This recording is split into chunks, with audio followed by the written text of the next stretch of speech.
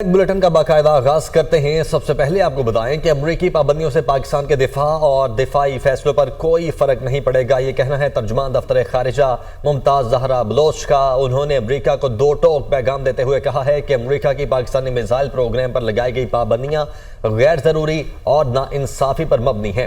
پاکستان کے missile programme سے امریکہ کو کوئی خطرہ نہیں۔ خطے میں میزائل سسٹم اور جوہری ٹیکنالوجی کی دوڑ بھارت نے شروع کی۔ بڑی طاقتوں کو بھارت کے خلاف قدم اٹھانا چاہیے۔ پاکستان کی سیکیورٹی کا فیصلہ پاکستانی قوم کرے گی۔ پاکستان پر ماضی میں بھی بہت سی پابندیاں لگیں، ہم نے اپنی سیکیورٹی پر توجہ مرکوز رکھی۔ وزیراعظم شہباز شریف کی زیر صدارت وفاقی کابینہ کا اجلاس آج ہوگا۔ اجلاس میں حکومتی اداروں کی رائٹ سائزنگ کے دوسرے مرحلے کی سفارشات کی منظوری دی جائے گی۔ رائٹ سائزنگ کے دوسرے مرحلے میں 5 وزارتوں کا حجم کم کیا جائے گا۔ اس حوالے سے یاسر ملک ہمارے ساتھ موجود ہیں۔ یاسر، کون کون سی وزارتیں شامل ہیں ان میں؟ دیکھیں، وزیر اعظم شہباز شریف کی زیر صدارت وفاقی کابینہ کا اجلاس آج ہوگا، اور وفاقی کابینہ کے اجلاس میں آج حکومتی اداروں کی رائٹ سائزنگ کے حوالے سے جو دوسرا مرحلہ ہے اس کی سفارشات آج وزیر اعظم شہباز شریف کو پیش کی جائیں گی۔ 5 اداروں میں رائٹ سائزنگ، جو 5 وزارتیں بنتی ہیں ان میں رائٹ سائزنگ کے حوالے سے سفارشات جو ہیں وزیر اعظم شہباز شریف کو پیش کی جائیں گی۔ ایک تو اس میں وزارت ہاؤسنگ ہے، وزارت تجارت ہے، وزارت سائنس اینڈ ٹیکنالوجی ہے، وزارت فوڈ ہے، اور اسی طرح سے سرمایہ کاری بورڈ کے اندر بھی جو ہے اس میں بھی جو حجم ہے وہ سرکاری ملازمین کا کم کیا جائے گا۔ سفارشات آج وزیر اعظم شہباز شریف کو پیش کی جائیں گی، اور سٹاف ٹو سٹاف آفیسر والا جو مرحلہ ہے اس کو بھی آج وفاقی کابینہ میں زیر غور لایا جائے گا۔ وزیر اعظم شہباز شریف کی زیر صدارت وفاقی کابینہ کا اجلاس آج 11 بجے ہوگا، اور جس میں ملک کی سیاسی معاشی صورتحال کا جائزہ لیا جائے گا۔ اور اس کے ساتھ ساتھ گزشتہ روز جو اسپیکر سردار ایاز صادق کی زیر صدارت جو دونوں مذاکراتی کمیٹیوں کے ابتدائی مذاکرات ہوئے ہیں اس کے حوالے سے بھی تبادلہ خیال کیا جائے گا، اور کل کے جو مذاکرات ہیں اس کے حوالے سے بھی بریفنگ جو ہے وہ دیے جانے کا امکان ہے۔ اس کے ساتھ ساتھ ملک کی سیکیورٹی صورتحال کے حوالے سے بھی جائزہ لیا جائے گا۔ سیکیورٹی صورتحال کے حوالے سے بھی جائزہ لیا جائے گا۔ بہت شکریہ یاسر آپ کا۔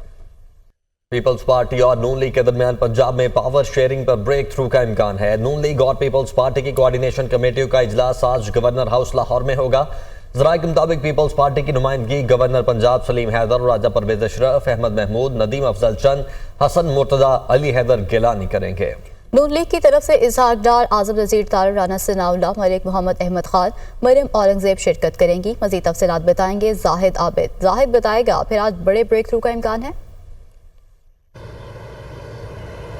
جی بالکل، فروری 2024 میں جو قومی انتخابات ہوئے اس کے بعد پنجاب حکومت میں بھی اتحادی حکومت بنائی گئی اور پیپلز پارٹی کی گورنرشپ دی گئی، اور اس کے علاوہ انہوں نے صوبائی کابینہ میں اپنی کوئی نمائندگی نہیں لی تھی، لیکن اس کے ساتھ ساتھ ان کے بعض ایسی شرائط تھی جس پر پنجاب حکومت اور مسلم لیگ نون نے اتفاق کیا تھا کہ ان کے یہ مطالبات پر عمل درآمد کیا جائے گا۔ وقتاً فوقتاً پیپلز پارٹی کی جانب سے یہ تحفظات کا اظہار کیا جاتا رہا کہ جو پاور شیئرنگ کا فارمولہ استعمال کیا گیا تھا اس پر پوری طرح عمل درآمد نہیں ہو رہا، اسی لیے پاور شیئرنگ کمیٹی جو ہے وہ متعدد مرتبہ پہلے بھی ملاقاتیں کر چکی ہے، اور آج بھی یہ ملاقات ہو رہی ہے۔ اور اس جو کمیٹیاں ہیں یہ دونوں طرف سے اعلیٰ سطح کے جو سیاسی رہنما ہیں دونوں جماعتوں کے ان پر مشتمل ہے، جس میں ہم دیکھ سکتے ہیں کہ موجودہ گورنر پنجاب سلیم حیدر بھی موجود ہوں گے، سابق وزیر اعظم راجہ پرویز اشرف موجود ہوں گے، سابق گورنر مخدوم احمد محمود بھی ہوں گے، ندیم افضل چند بھی وفاقی وزیر رہ چکے ہیں، حسن مرتضی صوبائی وزیر رہ چکے ہیں، اور علی حیدر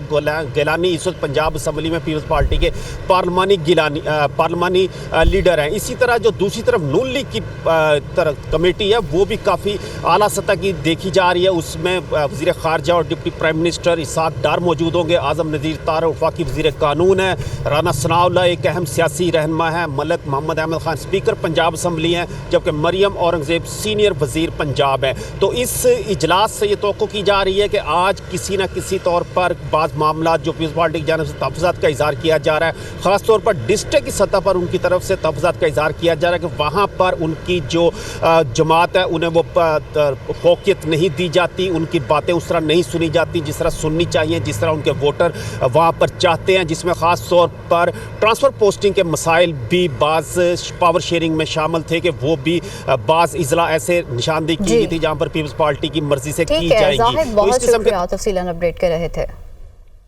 हुकूमत की मुज़ाकराती कमेटी बाइख्तियार है, एतमाद पर पूरा उतरेंगे। सेनेटर इरफान सिद्दीकी का प्रोग्राम दुनिया महर बुखारी के साथ में गुफ्तगू करते हुए कहना था कमेटी का क़यादत से भी राब्ता है और अपनी हुदूद का भी पता है।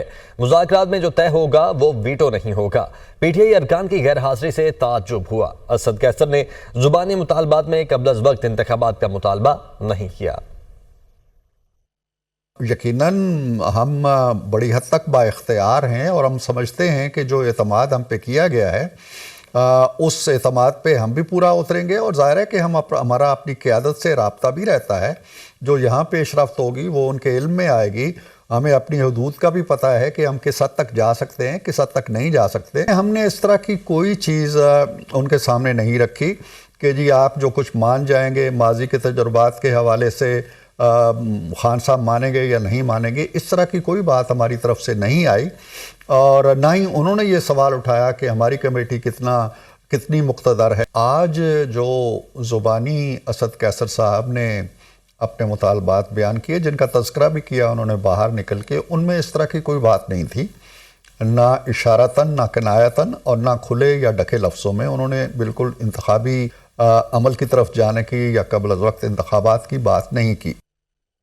कौमी असेंबली में अपोजिशन लीडर उमर अयूब ने कहा है कि कुछ लोगों ने गलत बातें की। कहा गया कि मैं हुकूमत के साथ मुज़ाकरात नहीं चाहता, पेशावर हाई कोर्ट में था, उस वजह से मुज़ाकरात में शरीक नहीं हुआ। उम्मीद करते हैं कि मुज़ाकरात कामयाब होंगे। वो पेशावर हाई कोर्ट में पेशी के मौके पर मीडिया से गुफ्तगू कर रहे थे।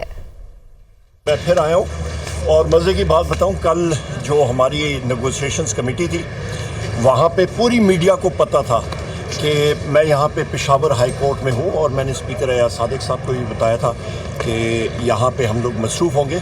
पर कई अखबारों ने स्टोरी चलाई कि जी उमर यूं वहाँ पे मौजूद नहीं थे। वो भाई चेक तो कर लिया करें आप साथियों से, मीडिया से, कि पेशावर हाई कोर्ट में सारा दिन था। मुज़ाकरात अभी देखते हैं इंशाल्लाह, कल तो पहला दिन था, उसके बाद GHQ हमला केस की समाअत इंसदाद दहशतगर्दी अदालत रावलपिंडी में होगी। बानी पीटीआई और फवाद चौधरी की फर्द जुर्म की कार्रवाई की CCTV फुटेज के हुसूल की दरखास्तों पर महफूज फैसला आज सुनाए जाने का इम्कान है।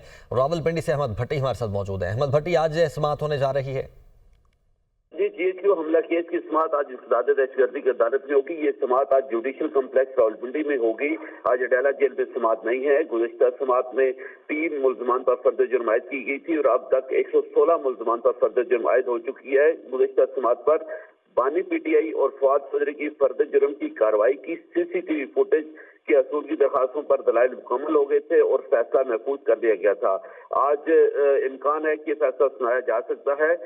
गुज़श्ता समाअत पर प्रोसिक्यूटर सैयद ज़हीर शाह की जानिब से 3 गैर हाजिर मुल्ज़मान मोहम्मद आसम, बिलाल एजाज, शहीद सिकंदर की ID ब्लॉक करने की दरखास्त भी अदालत में दायर की गई थी, जिस पर दलाइल मुकम्मल हो चुके हैं। इस पर भी फैसला आज सुनाया जाने का इम्कान है। गुज़श्ता समाअत पर मुल्ज़म राजा शहबाज की जानिब से भी फर्द जुर्म के लिए नाकाफी शवाहिद की 265D की दरखास्त दायर की गई थी। इस पर भी आज फैसला मुतवक्को है।